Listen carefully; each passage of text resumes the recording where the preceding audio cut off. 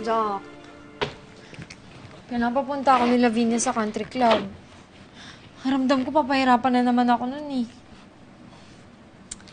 Pwede naman kitang tulungan eh. Kaso nga lang may trabaho ako ah. Pero pagkatapos naman ng shoot ko, pupuntahan kita. Kung kailangan mo ng tulong, pwede ako. Teka nga, bakit ba ang bait-bait mo? Ano ba talagang binabalak mo?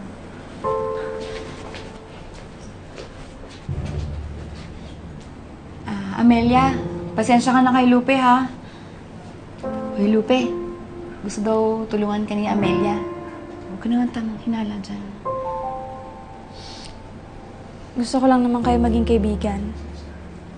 Papayag lang ako kapag tapos na yung pang-aalipin sa akin ni Lavinia. Kaya, habang alipin pa ako, magiging alipin ka rin. Payag ka. Kung yun lang ang paraan, sige.